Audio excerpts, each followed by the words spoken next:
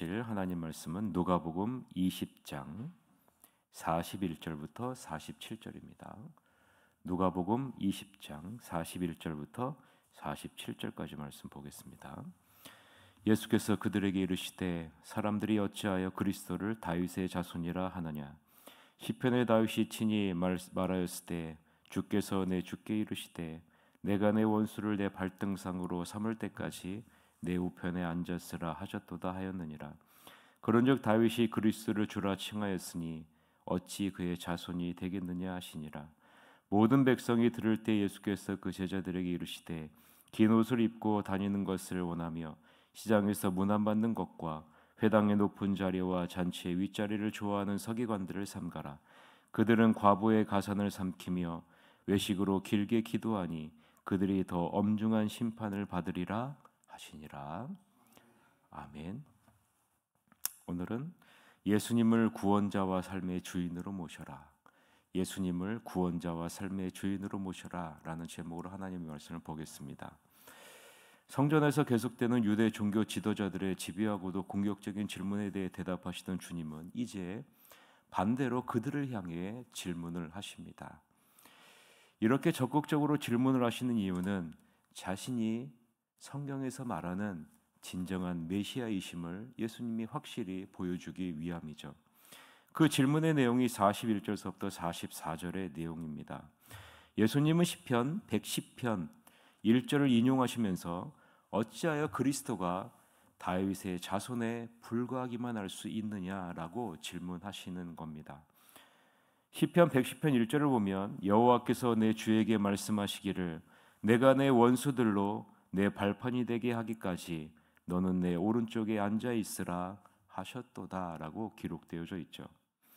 예수님은 자신이 직접 메시아로서 자신이 가진 권세와 능력을 다윗의 관계를 통해서 직접 설명을 하고 있는 겁니다. 예수님은 분명 다윗의 자손이 맞죠. 예수님께서 다윗의 자손 가운데 한 사람을 메시아로 하나님께서 다윗의 자손 중에 한 사람을 메시아로 세우겠다고 분명히 약속하셨습니다. 그래서 예수님은 다윗의 혈통에서 태어나셨죠. 하나님께서 말씀하신 약속을 성취하시기 위함입니다. 그런데 그것이 전부냐라고 예수님이 말씀하고 있는 겁니다. 그것뿐이냐라고 말씀하고 있는 거죠. 그럼 다윗이 메시아이신 주님을 어떻게 표현하고 있느냐 이것을 보라라고 지금 예수님이 질문하고 있는 겁니다. 다윗과 예수님과의 관계가 어떤 관계인지 다윗의 고백을 통해서 너희들이 깨달으라라고 말하는 거죠. 다윗은 시편 110편 1절에서 말했습니다. 이스라엘 하나님께서 내 주 즉 메시아에게 이르시되 이스라엘 하나님이 메시아의 원수를 메시아의 발등상으로 삼을 때까지 이스라엘의 하나님 우편에 앉아 있으라라고 말했다는 겁니다. 다윗은 메시아 즉 주님이 하나님과 동등한 영화로운 자리에 앉으신 분이심을 시편 110편에서 고백하고 있다라고 말씀하고 있는 거예요. 다윗은 메시아를 내 주라고 분명하게 고백했다라고 예수님이 분명하게 말씀하고 있는 거죠. 다윗이 메시아이신 예수님을 주님이라고 분명히 고백하고 있는데 어찌하여 메시아가 다윗의 자손에 불과한 존재가 될 수 있느냐라고 예수님이 서기관과 바리새인들에게 질문하고 있는 겁니다.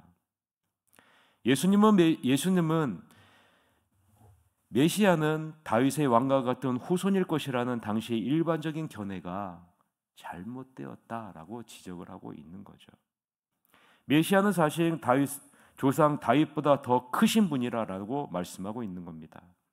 다윗은 오실 메시아 즉 다윗의 자손이 단지 다윗의 혈통인 특별한 인간일 뿐만 아니라 자신의 주가 되신다라는 사실이에요. 그래서 다윗이 메시아를 뭐라고 고백합니까? 자신의 주라라고 고백하고 있지 않느냐라는 겁니다. 예수님이 다윗의 시편 고백을 인용하신 이유는요. 당시의 바리새인들이나 유대 종교 지도자들이 시편은 신적인 영감으로 된 메시아의 예언을 담고 있는 하나님의 말씀임을 믿었기 때문에 그런 거예요.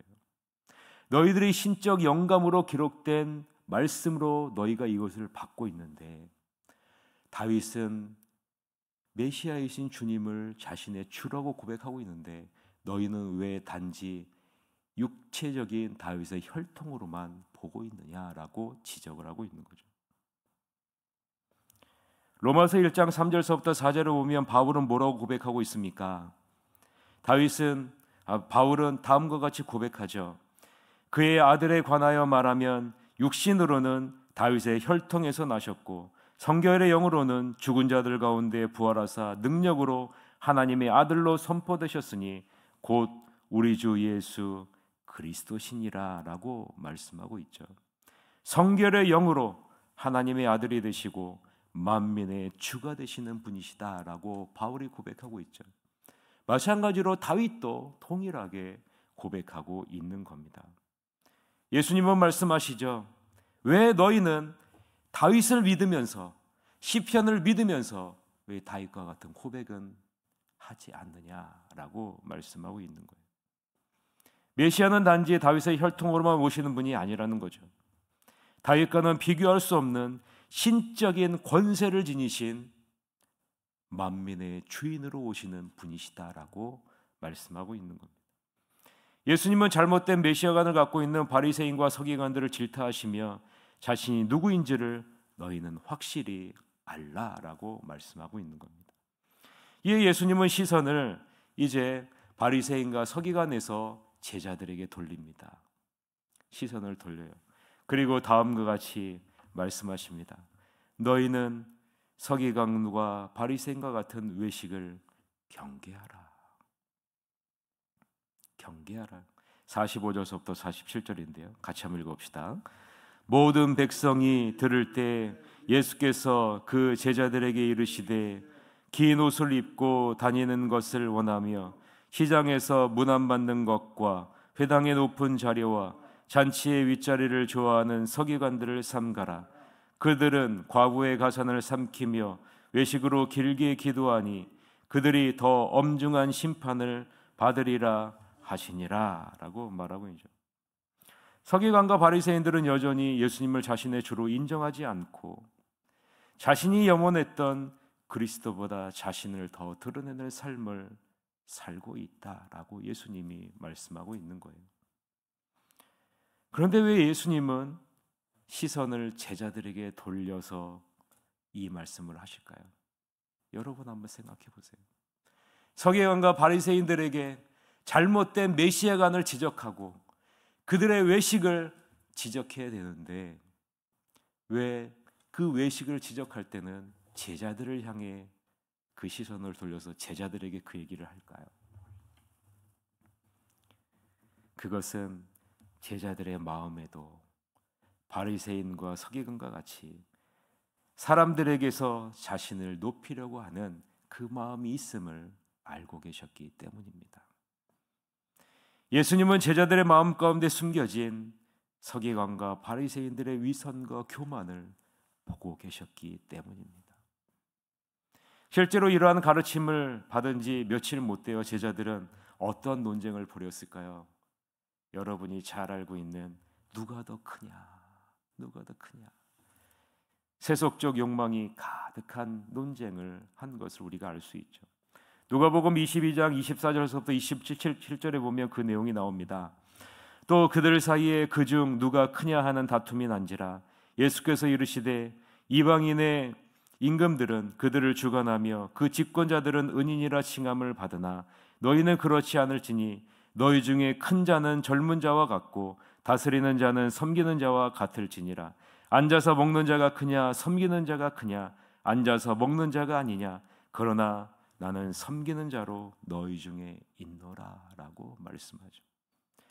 예수님의 이 가르침을 받고 난 며칠 후에 제자들은요 서로 누가 크냐라는 논쟁을 할 정도로 세속적인 욕망으로 가득 차 있는 제자들의 모습을 예수님이 보고 계신 겁니다.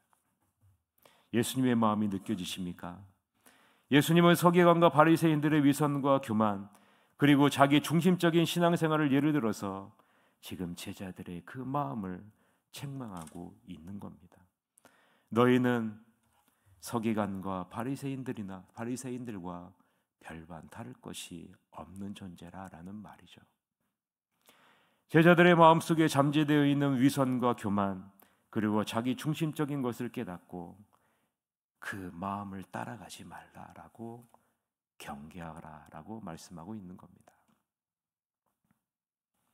사랑하는 성도 여러분, 예수님은 제자들에게 서기관의 모습을 행여라도 흉내조차 내지 말라고 명령하시는 겁니다. 정말로 큰 자가 되고자 한다면 예수님과 같이 남을 섬기는 자가 되라라고 말씀하고 있는 겁니다. 마태복음 23장 11절에 오면 너희 중에 큰 자는 너희를 섬기는 자가 되어야 하리라. 누구든지 자기를 높이는 자는 낮아지고 누구든지 자기를 낮추는 자는 높아지리라 라고 말씀하고 있죠. 우리는 위선과 교만과 자기를 드러내려는 자기 중심적인 모습을 날마다 경계해야 합니다. 왜냐하면 우리 안에 위선과 교만과 내 자신을 드러내려고 하는 자기 중심적인 모습이 항상 도사리고 있기 때문입니다. 그래서 우리는 날마다 내 자신을 쳐야 돼요. 말씀으로 쳐야 돼요. 그리고 날마다 하나님의 말씀 앞에 내 자신을 복종시키는 자리로 나가야 위선과 교만과 내 중심적인 나를 드러내려는 신앙의 교만에서 벗어날 수 있는 겁니다. 예수님을 여러분의 구원자로 그리고 여러분의 삶의 주인으로 모시고 계십니까? 유대인들은 그리스도를 메시아를 기다린다고 하면서 실질적으로는 메시아를 주인으로 삼는 것을 원하지 않았어요. 자기 자신이 삶의 주인이었다라는 말입니다. 그리고 자기 자신을 드러내기 위해 과부까지도 자기 자신을 드러내는 수단과 도구로 사용하고 있다라는 것이죠. 여러분은 혹여나 교회를 혹은 성도를 혹은 소그룹 모임을 여러분을 드러내는 수단으로 삼고 있지는 않습니까? 하나님의 말씀을, 기도를, 찬양을 하나님을 드러내는 도구로 사용할 수도 있다라는 말이에요. 내 자신이 살아있으면, 내 자신을 드러내려는 이 세속적인 욕망이 나를 사로잡으면 주님도 나를 드러내는 도구로 사용할 수 있다라고 예수님이 경계하고 있는 겁니다. 그래서 우리는 날마다 경계해야 돼요. 내 자신을 경계해야 되는 겁니다. 내 안에 도사리고 있는 이 죄악된 욕망, 나를 드러내려는 위선과 교만과 내 중심적인 신앙을 우리는 날마다 경계해야 돼요. 그래서 사도 바울이 뭐라고 얘기합니까? 나는 날마다 죽어야 된다. 내가 죽지 않으면 내 안에 도사리고 있는 세속적인 욕망이 나를 사로잡기 때문입니다. 나를 드러내려고 하지 말고 오직 예수님을 드러내려고 애쓰는 여러분이 되시길 바랍니다. 그러면 주님은 여러분을 아름답게 사용하실 겁니다. 이러한 축복이 여러분에게 있기를 주님의 이름으로 간절히 축원합니다. 이 시간에